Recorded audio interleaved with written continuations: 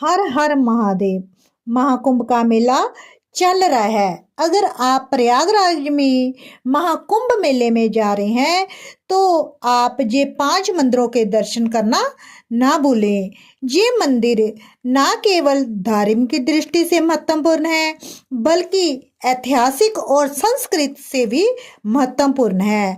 आपको पता होना चाहिए कि महाकुंभ में स्नान करने के बाद कौन कौन के मंदिरों से दर्शन करने चाहिए।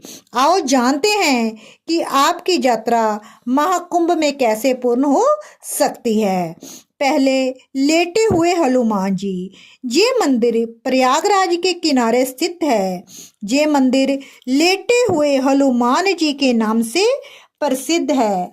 ऐसे मानता है कि माँ गंगा सबसे पहले लेटे हुए हनुमान जी को ही स्नान कराती हैं। ये एक अनोखा मंदिर है जहाँ पर हनुमान जी लेटे हुए हैं।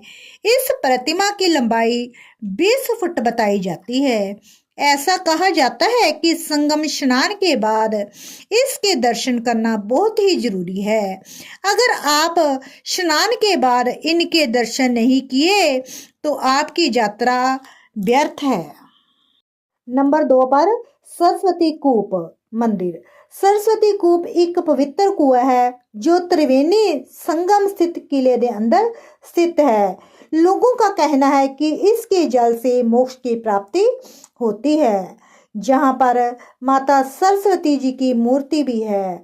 जहाँ भूमि धारा है उसे सरस्वती कूप का नाम दिया गया है। ऐसी मानता है कि सरस्वती भूलोक में गंगा और जमुना के संगम से भी मिलती है। ऐसा भी कहा जाता है कि सरस्वती कूप त्रिवेणी की गुप्त धारा है। इसलिए महाकुंभ में स्नान करने के बाद सरस्वती कूप माता के दर्शन भी जरूर करने चाहिए। 3 पर नागबासुकी मंदिर।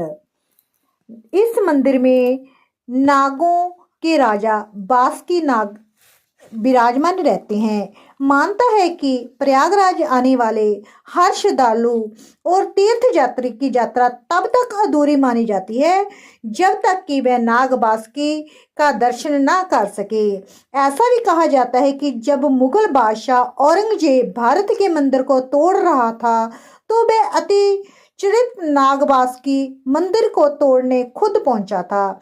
जैसे ही उसने मूर्ति पर भाला चलाया तो अचानक दूध की धारा निकली और चेहरे के ऊपर पड़ने से वह बेहोश हो गया।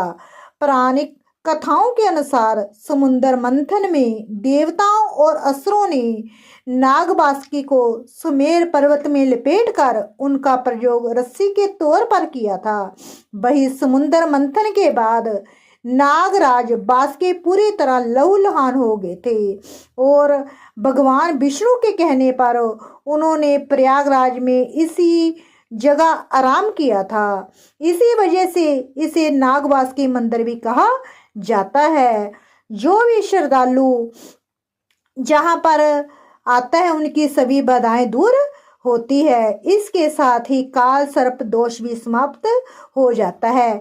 नाग पंचमी के दिन दूर से दराज से लाखों श्रद्धालु दर्शन और पूजा करने के लिए जहां पहुंचते हैं। प्रचार पर अक्षय वट मंदिर। अक्षय वट को मोक्ष का प्रतीक माना जाता है। मान्यता है कि इस मंदिर के दर्शन मात्र से पापों का नाश होता है और जीवन मरण के बंधनों से मुक्ति मिलती है। त्रिवेणी संगम के पास स्थित होने के कारण ये तीर्थ यात्रियों और श्रद्धालुओं का विशेष महत्व रखता है। माघ मेले और कुंभ मेले के दौरान जहां लाखों भक्त आते हैं और इस पवित्र मानकर इसकी परिक्रमा करते हैं। हिंदू धर्म ग्रंथों के अनुसार अक्षय वट की पूजा करने से अक्षय पुण्य की प्राप्ति होती है। महाभारत और पुराणों में इस ब्रह्मा विष्णु और महेश द्वारा सुरक्षित बताया गया है। इसे त्रिवेणी की कृपा का स्थान भी माना जाता है। अक्षय वट का उल्लेख अनेक धार्मिक ग्रंथों में मिलता है। स्कंद पुराण, पद्म पुराण और महाभारत में इसका वर्णन किया जाता है।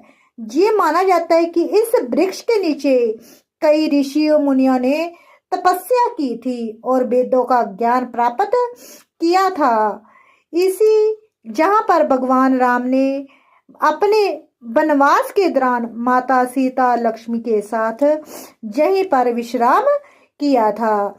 इसीलिए स्नान के बाद इसके दर्शन करने भी बहुत जरूरी हैं। इसके बिना जो आपकी जो यात्रा है वो अधूरी मानी जाती है।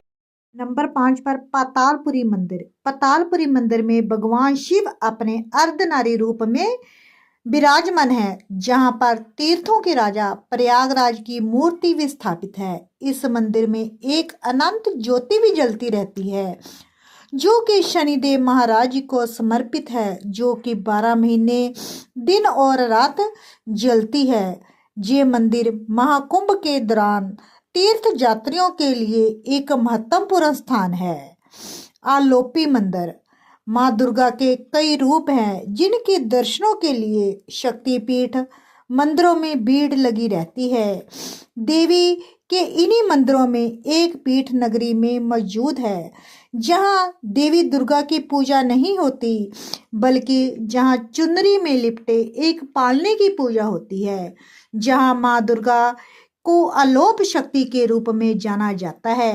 कहा जाता है कि माँ सती का हाथ का पंजा जहां गिर गया था, जो कि लुप्त हो गया, इसीलिए इसका नाम आलोप शंकरी पड़ा। संगम में स्नान करने के बाद जहां जरूर आए और जहां के दर्शन करके अपनी यात्रा संपूर्ण करें।